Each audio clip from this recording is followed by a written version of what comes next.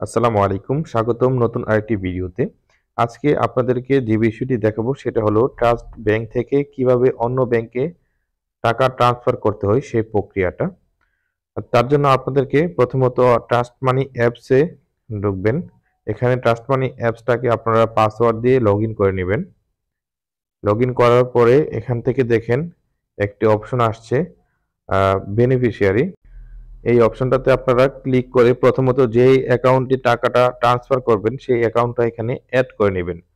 এই যে দেখেন আমি এখানে ক্লিক করে দিয়েছি। ক্লিক করে দেওয়ার পরে এখানে লেখা আসছে দেখেন সিলেক্ট বেনিফিশিয়ারি টাইপ। তো এখান থেকে এটাতে আপনারা প্রথমত ক্লিক করে দিবেন। ক্লিক করার পরে দেখেন নিচে ২ টা অপশন আসছে আদার ব্যাংক বেনিফিশিয়ারি বিইএফটিএন এবং এনপিএসবি।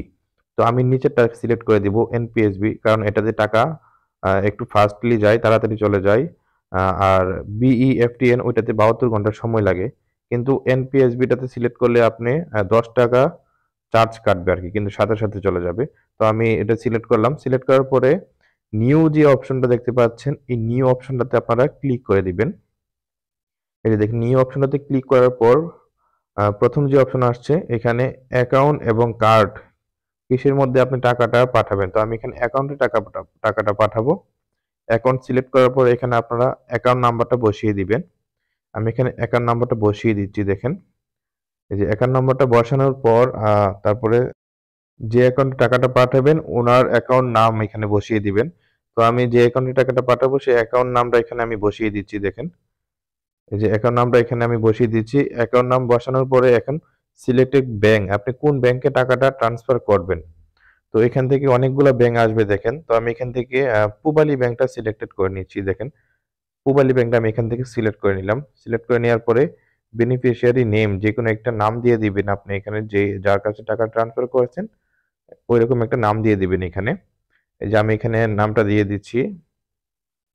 আচ্ছা নামটা বসানোর পরে আপনারা এখান থেকে সাবমিট করে দিবেন। আমি এখান থেকে সাবমিট করে দেওয়ার পরে দেখেন এড সাকসেসফুলি আপনার অ্যাকাউন্টটা এখানে সেভ হয়ে গিয়েছে। এখন আপনি হলো টাকাটা ট্রান্সফার করতে পারবেন আপনার ব্যাংক থেকে। তো তার জন্য আপনারা এখান থেকে এই যে দেখেন উপরে দেখেন ফান্ড ট্রান্সফার আদার ব্যাংক অ্যাকাউন্ট যে একটা অপশন আসছে এটাতে ক্লিক করে দিবেন। ক্লিক করে দেওয়ার পরে ২ টা অপশন থেকে আমি এখান থেকে এই যে এনপিএসবিটা সিলেক্টেড করে নিব।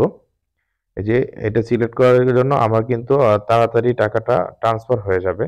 তো এখান থেকে এটা সিলেক্ট করে দিচ্ছি আমি। সিলেক্ট করার পর সিলেক্টেড সোর্স আপনি কোন অ্যাকাউন্ট থেকে টাকাটা পাঠাবেন। এখানে অ্যাকাউন্ট নাম্বারটা আপনার অ্যাকাউন্ট নাম্বারটা চলে আসবে। এখানে অ্যাকাউন্ট নাম্বারটা আপনি সিলেক্টেড করে নিবেন। দেন সিলেক্টেড বেনিফিশিয়ারি এখান থেকে যে অ্যাকাউন্টে টাকাটা ট্রান্সফার করবেন সেই অ্যাকাউন্টটা এখান থেকে সিলেক্টেড করে দিবেন।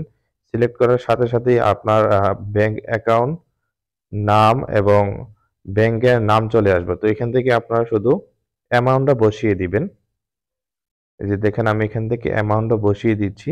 দেন ন্যারেশনে আপনারা এখানে যেকোনো একটি লেটার দিয়ে দিবেন। লেটার দেওয়ার পরে নিচে আসবেন। নিচে আসার পরে এখানে দেখবেন ওটিপি কোডটা আপনি যদি এসএমএস এর মাধ্যমে দিতে চান এসএমএস সিলেক্টেড করবেন। তারপরে সাবমিট অপশনে ক্লিক করে দিবেন। ক্লিক করার পর আপনার এখানে ডিটেইল চলে আসবে। তো এখান থেকে আপনারা জাস্ট কনফার্ম অপশনে ক্লিক করে দিবেন। এখানে কনফার্ম অপশনে ক্লিক করার পর আপনার মোবাইলে একটি ওটিপি এসএমএস যাবে। সেই ওটিপি এসএমএসটা এখানে বসিয়ে দিবেন। আমার মোবাইলে ইতিমধ্যে ওটিপি এসএমএসটা চলে আসছে।